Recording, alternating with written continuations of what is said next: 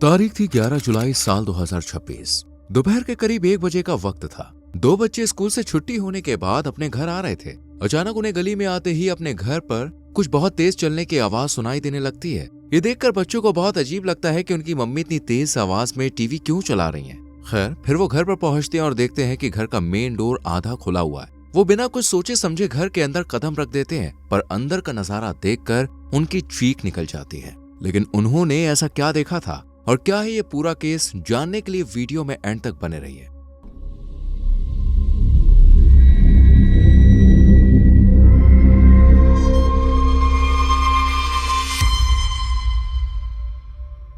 इस case file की शुरुआत होती है मध्य प्रदेश के इंदौर शहर से।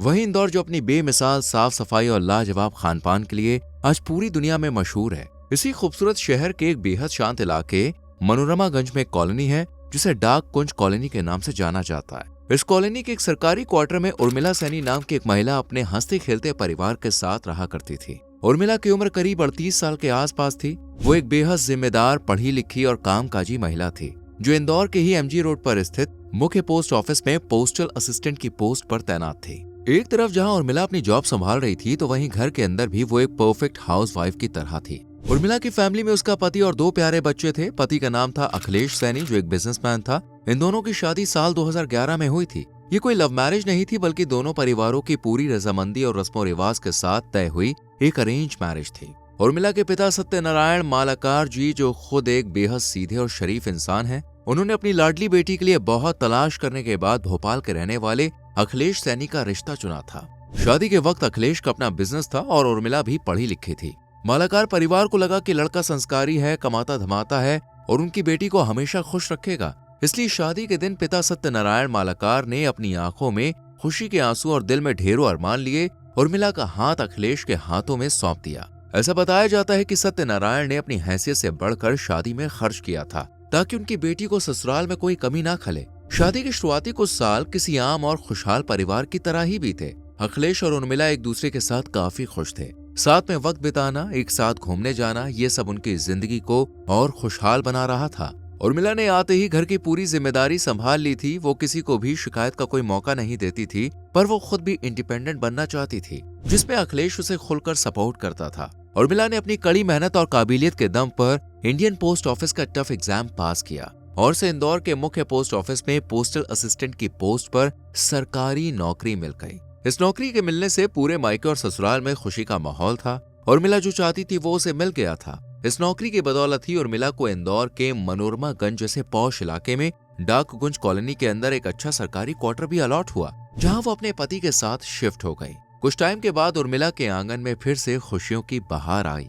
उनके घर में 2 प्यारे बच्चों की किलकारियां गूंजी। पहले एक बेटी प्रेक्षा और फिर कुछ सालों बाद एक बेटे का जन्म हुआ। दोनों बच्चों के आने से अब ये फैमिली कंप्लीट हो चुकी थी। उर्मिला की जिम्मेदारियां भी बढ़ गई थी। वो सुबह जल्दी उठकर बच्चों के लिए टिफिन तैयार करती, उन्हें स्कूल भेजती, फिर खुद तैयार होकर अपनी नौकरी पर जाती थी और शाम को थक कर लौटने के बाद भी बच्चों की पढ़ाई और घर की जिम्मेदारियों को बखूबी संभालती थी। बाहर की दुनिया की नजरों में ये एक परफेक्ट फैमिली थी। वहीं सत्यनारायण को भी यही लगता था कि उनकी लाडली बेटी बेहद खुशहाल जिंदगी जी रही है, लेकिन वो इस बात से पूरी तरह से अनजान थे कि ये खुशहाली सिर्फ एक बाहरी दिखावा थी। इस बंद दरवाजे के पीछे उर्मिला का पति अखिलेश अंदर ही अंदर एक खौफनाक और शक्की इंसान में बदल रहा था। रिपोर्ट्स के मुताबिक वो उर्मिला की तरक्की से जलने लगा था और इस जलन की शुरुआत तब हुई जब उर्मिला को नौकरी मिली।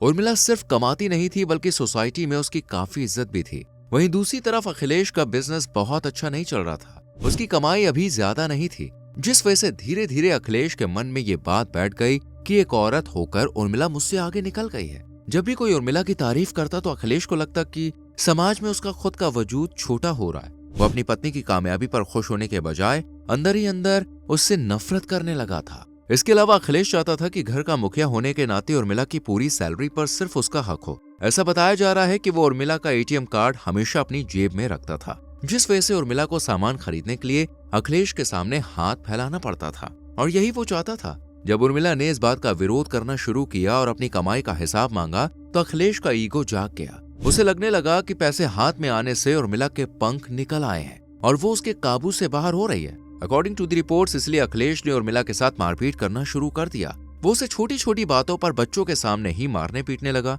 इसके अलावा वो उर्मिला पर शक भी करता था। जब वो रोज सुबह तैयार होकर ऑफिस जाती थी, लोगों से मिलती थी, तो अखिलेश के मन में अजीब अजीब से ख्याल आने लगे थे। वो उर्मिला के कैरेक्टर पर बिना किसी वजह के कीचड़ उछालने लगा था। वो हर वक्त उसका मोबाइल फोन चेक करता, कॉल डिटेल्स देखता और ये जासूसी करता कि वो किससे बात कर रही है, किससे चैट कर रही है। उर्मिला दिन भर ऑफिस में काम करती और शाम को घर लौटकर उसे अपने ही पति को अपनी बेगुनाही के सबूत देने पड़ते थे।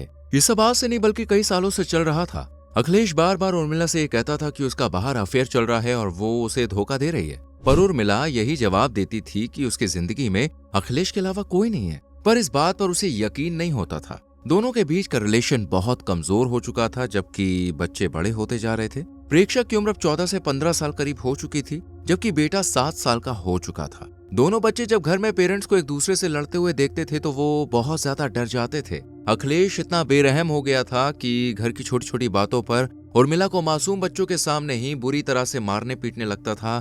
खाना बनने में थोड़ा लेट हो जाना, ऑफिस से घर लौटने में 10 मिनट लेट हो जाना या उर्मिला का अपने मोबाइल पर किसी एम्प्लॉय से बात कर लेना, इन मामूली बातों पर भी अखिलेश का गुस्सा 7वें आसमान पर पहुंच जाता था। उर्मिला अक्सर बच्चों के सामने रोती, बिलखती और अपनी बेगुनाही की दुहाई देती, लेकिन अखिलेश पर जैसे खून सवार रहता था। वो बच्चों के सामने ही उर्मिला के कैरेक्टर पर सवाल उठाता और उसके साथ गाली गलौज करता। 9th क्लास में पढ़ने वाली बेटी प्रेक्षा और उसका छोटा भाई अक्सर अपनी माँ को पिटता हुआ देखते थे और उन्हें बचाने की कोशिश करते थे, पर अखिलेश उन पर भी हाथ उठाने से चूकता नहीं था। एक बार जब वो उर्मिला को मार रहा था तब प्रेक्षा अपनी माँ को बचाने के लिए आगे आई। ये देखकर गुस्से में अखिलेश ने घर के मंदिर का भारी सिंहासन उठाकर अपनी ही बेटी पर फेंक दिया, जिससे उसके सर पे चोट लग गई। जिसके बाद उर्मिला ने उसे संभाला और इसी तरह सब कुछ वो सहती रही। वो चाहती तो पुलिस में शिकायत भी कर सकती थी, लेकिन उसने समाज के डर और अपने दोनों बच्चों के फ्यूचर के लिए इस नर्क को बर्दाश्त किया। उसे लगता था कि अगर पुलिस केस हुआ तो बच्चों का फ्यूचर जो है वो खराब हो जाएगा,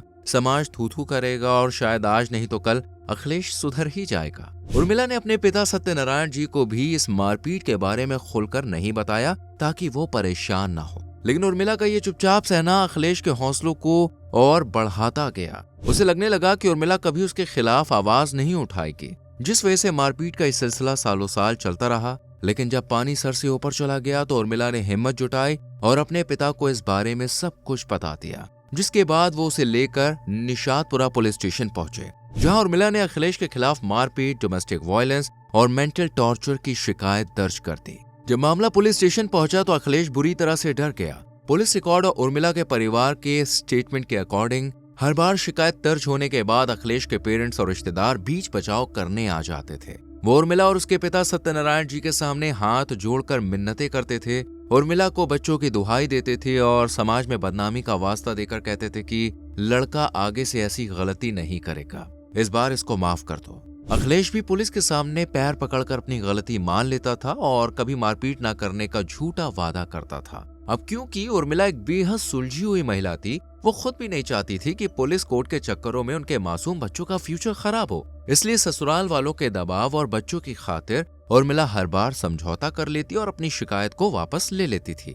लेकिन उर्मिला के पिता सत्यनारायण जी ने अब रोते हुए आरोप लगाया कि अखिलेश के पेरेंट्स हमेशा अपने बेटे के गुनाहों पर पर्दा डालते रहे। वो बाहर तो उर्मिला से समझौता करा देते थे, लेकिन घर के अंदर वो हमेशा अपने बेटे का ही साथ देते थे। इस बार बार होने वाले समझौते ने अखिलेश के मन से पुलिस और कानून का डर पूरी तरह से खत्म कर दिया। उसे लगने लगा कि वो उर्मिला पर चाहे कितने ही जुल्म क्यों ना कर ले, उसका परिवार उसे हर बार बचा ही लेगा, जिस वजह से उसके हौसले और बुलंद हो गए। अब वो उर्मिला को सिर्फ मारता पीटता नहीं था, बल्कि उसे मेंटली पूरी तरह से तोड़ने की कोशिश करने लगा। वो बच्चों के सामने ही उर्मिला को जान से मारने की धमकियां देने लगा। प्रेक्षा ने पुलिस को बताया कि वो अक्सर कहता था कि मैं तुम्हें इस तरह गायब कर दूंगा कि किसी को सबूत तक नहीं मिलेगा। उर्मिला का घर के अंदर दम घुटने लगा था, लेकिन वो समाज में बदनामी और मायके वालों को परेशानी से बचाने के लिए अंदर ही अंदर आंसू पीती रही। अखिलेश का खुद का बिजनेस ठप हो चुका था और वो कर्ज या पैसों की तंगी से जूझ रहा था, इसलिए अब उसकी नजर उर्मिला की सैलरी, बैंक बैलेंस और प्रॉपर्टी पर थी। वो समझ गया था कि अगर कभी उर्मिला उससे हमेशा के लिए अलग हो गई तो वो दाने दाने को मोहताज हो जाएगा। इसलिए उसने उर्मिला को हमेशा के लिए रास्ते से हटाने और उसकी पूरी प्रॉपर्टी हड़पने की प्लानिंग की। ऐसा बताया जा रहा है कि अखिलेश ने उसे डरा धमकाकर सभी इंश्योरेंस, पीएफ और बैंक अकाउंट में खुद को नॉमिनी भी बनवा लिया, ताकि उर्मिला के मरते ही सारा पैसा कानूनी रूप से उसे मिल जाए। हालांकि उर्मिला के पिता के मुताबिक वो शुरुआत में अखिलेश को नॉमिनी बनाने के हक में नहीं थी, क्योंकि उर्मिला अपनी मेहनत की कमाई बच्चों के सेफ फ्यूचर के लिए रखना चाहती थी, जब उसने अखिलेश को नॉमिनी बनाने से मना कर दिया तो वो उर्मिला को और ज्यादा टॉर्चर करने लगा।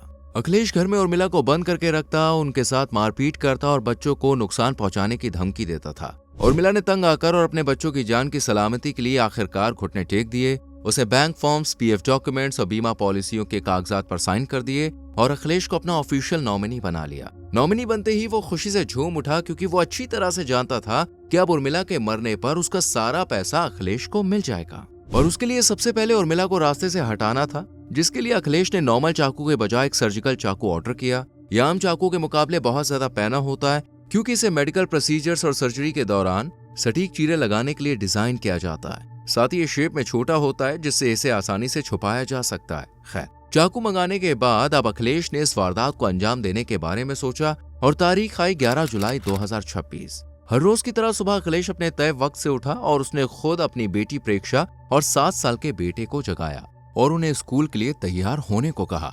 आमतौर पर बच्चे खुद या स्कूल वैन से जाते थे, लेकिन उस दिन अखिलेश ने खुद बच्चों को स्कूल छोड़ने की जिद की। इसके पीछे उसकी 2 बड़ी चालें थी। पहली की कॉलोनी के लोगों को लगे कि वो एक जिम्मेदार पिता है, और दूसरी ये कि वो खुद ये कंफर्म करना चाहता था कि बच्चे स्कूल के अंदर चले गए हैं या नहीं। बच्चों को स्कूल के गेट के अंदर छोड़कर अखिलेश सीधा घर लौटा। इस टाइम उर्मिला घर पर अकेली थी। वो किचन और घर का सारा काम समेटकर तैयार हो रही थी ताकि टाइम पर ऑफिस पहुंच सके।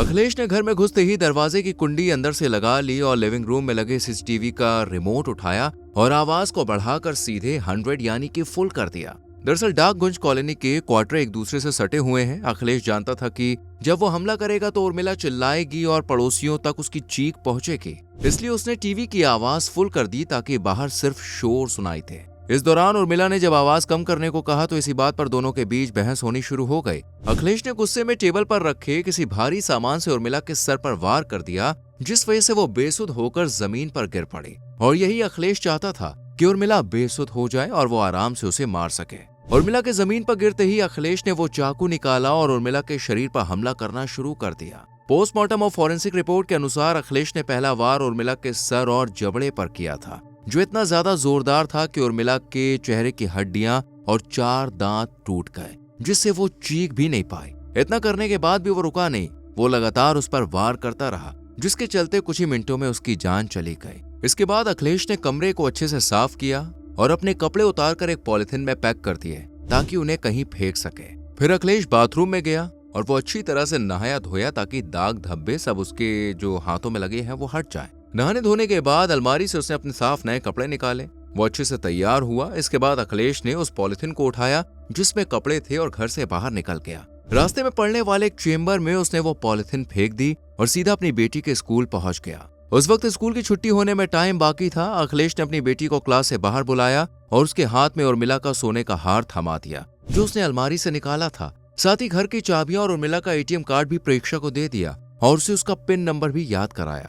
दरअसल अखिलेश ने हार और एटीएम इसलिए दिया क्योंकि वो खुद तो लंबे वक्त के लिए फरार होने वाला था, तो उसके जाने के बाद बच्चों को पैसों की कमी ना हो इसलिए उसने प्रेक्षा को एटीएम कार्ड दिया और उससे कहा कि वो आज घर ना जाए बल्कि अपने भाई को लेकर मौसी के घर चली जाए। अगर पैसों की जरूरत पड़े तो एटीएम से निकाल ले। इतना कहकर अखिलेश वहां से चला गया। दोपहर के करीब 1 बजे जैसे ही छुट्टी हुई तो प्रेक्षा अपने भाई को लेकर मौसी के घर जाने के बजाय सीधे अपने ही घर गई क्योंकि उसे कुछ गड़बड़ महसूस हो रही थी। कॉलोनी में पहुंचते ही बच्चों को अपने घर से टीवी की आवाज सुनाई देने लगी। जब वो घर के नजदीक पहुंचे तो उन्होंने देखा कि घर का मेन गेट आधा खुला हुआ था। उन्होंने धीरे से अंदर कदम रखा और अंदर का नजारा देखते ही उनकी चीख निकल गई क्योंकि सामने उर्मिला की बॉडी पड़ी हुई थी। प्रेक्षा ने तुरंत ही अपने नाना सत्यनारायण जी को फोन किया और उन्हें सब कुछ बता दिया, जिसके बाद वो बदहवास हालत में डाकगुंज कॉलोनी में पहुंचे और तुरंत ही पुलिस को खबर कर दी। कुछ ही देर में पुलिस और फॉरेंसिक की टीम मौके पर पहुंच गई, जहां उन्होंने सबसे पहले बॉडी को कब्जे में लेकर उसे पोस्टमार्टम के लिए भेजा और फिर प्रेक्षा और सत्यनारायण जी का बयान दर्ज किया गया, जिसके बाद पुलिस ने अखिलेश को ढूंढने का काम किया। पुलिस ने जब रेलवे स्टेशन के सीसीटीवी फुटेजेस खंगाले तो पता चला कि अखिलेश ने बड़ी चालाकी से दिल्ली जाने वाली ट्रेन का टिकट बुक कराया था और फिर उसे कैंसिल कर दिया क्योंकि वो चाहता था कि पुलिस दिल्ली की तरफ भागे और उसे छिपने का टाइम मिल जाए। फिलहाल पुलिस और साइबर सेल की 4 से 6 टीमें भोपाल, सागर और खलघाट समेत कई इलाकों में उसकी तलाश में लगातार छापेमारी कर रही है। उसके मोबाइल के आखिरी लोकेशन के आधार पर पुलिस लगातार उसका पीछा कर रही है, पर अभी तक वो फरार है। पुलिस केस पर आपका ओपिनियन क्या है? आप लिख सकते हैं कमेंट सेक्शन में। वीडियो को लाइक और शेयर जरूर करें और चैनल को सब्सक्राइब करके बेल आइकॉन प्रेस करें जिससे आने वाली वीडियोस आपसे मिस ना हो।